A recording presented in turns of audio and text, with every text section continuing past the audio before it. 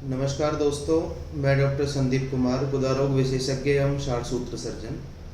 आज हम लेके आए हैं गुदा रोग से संबंधित एक नई बीमारी पर डिस्कशन, जिसका नाम है फिशर और हिंदी में जिसको गुदाचीर के नाम से भी हम जानते हैं।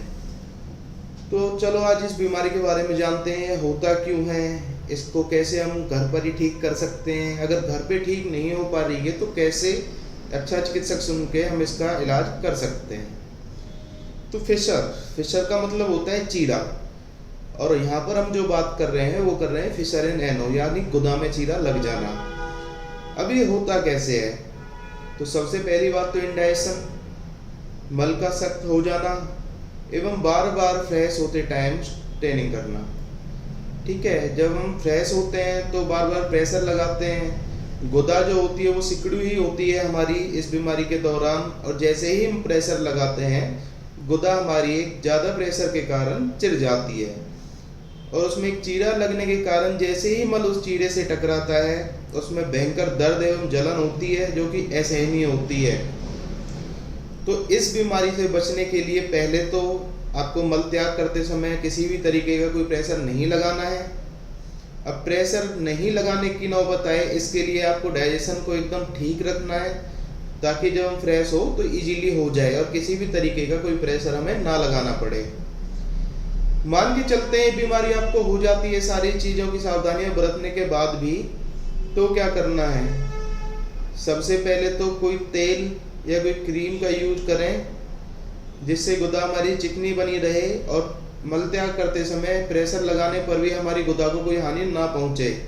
लेकिन अगर चीरा लग जाता है तो आपको घर पे कुछ सावधानियां बरतनी है, जैसे कि पैरों को खोलकर आपको नहीं बैठना है, आपको बिल्कुल ही ज़मीन पर भी नहीं बैठना है, और किसी भी तरीके का वाहन जैसे बाइक हो गया, साइकिल हो गई, इन चीज़ों से बचना है।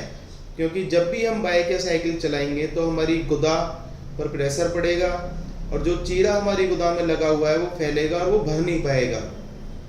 बहुत से मरीज इस बीमारी को ठीक कर लेते हैं घर पे, लेकिन बहुत से ठीक नहीं कर पाते हैं। उसका रीज़न ये है, वो सारे परहेज करते रहते हैं लेकिन अपनी रूटीन जो लाइफस्टाइल है उसमें चेंज नहीं करते हैं, बाइक चलाते रहते हैं, कहते हैं मजबूरी होती है। देखो, मजबूरी आपकी बीमारी को नहीं पता है, आपकी बीमारी को सिर्फ ये पता है कि वो बिगड़ेगी कैसे और ठीक कैसे होगी।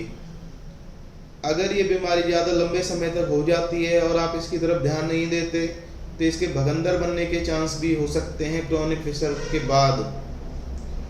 तो अगर ज़्यादा समय से आप इस बीमारी से परेशान हैं तो आप एक अच्छे चिकित्सक के पास जाइए। वो कोशिश करेगा आपकी गुदा को रिलैक्स करने की, जिससे फिशर ठीक हो जाए कुछ दवाइयाँ देने के बाद। लेकिन अगर फिर भी फिशर ठीक नहीं होता है, जो गुदा के अंदर चीरा लग चुका है वो ठीक नहीं होता है, तो आपको षाढ़सूत्र विधि द्वारा इसका इलाज कराना है। इसके दौरान चिकित्सक आपकी गुदा को षाढ़सूत्र डाल के रिलैक्स कर देगा, और जो आपकी गुदा सिकड़ी हुई थी वो रिलैक्स हो जाएगी, जिससे गुदा पर प्रेशर नहीं पड़ेगा, और वो आपको कुछ दवाइयाँ देगा जिससे आपका मल अच्छे से पास हो सके, किसी तरीके का प्रेशर गुदा पर ना पड़े। और षाढ़सूत्र विधि का ही इसके अंदर मैं मानता हूँ परमानेंट रिजल्ट है, क्योंकि अगर आप किसी और के पास जाते हो तो हो सकता है ज़्यादा रिजल्ट ना बेटर मिले। आप खुद समझदार हैं, फ़ोन आपके हाथ में है, आप सर्च कर सकते हो मैं ऐसा क्यों कह रहा हूँ। तो आयुर्वेद चुनें, षाढ़सूत्र विधि के द्वारा ही अपना गुदा रोगों का इलाज कराएं, और किसी भी तरीके के बहकावे या ठगों से बचें। फालतू का पैसा अपना वेस्ट ना करें। सही चिकित्सक को चुनकर आप अपना पैसा और अपने शरीर की बीमारी को बहुत जल्दी ठीक कर सकते हैं और मोटा खर्चा होने से बच सकते हैं। तो सारी चीज़ों से जुड़े रहने के लिए धन्यवाद। हमें फॉलो करिए। उदय क्लिनिक एंड षाढ़सूत्र सेंटर, पलवल, हरियाणा में डॉक्टर संदीप कुमार, गुदा रोग विशेषज्ञ एवं सर्जन षाढ़सूत्र। लास्ट में जो हम कहते हैं वो बात आपको माननी पड़ेगी, चुने वही जो है सही। धन्यवाद।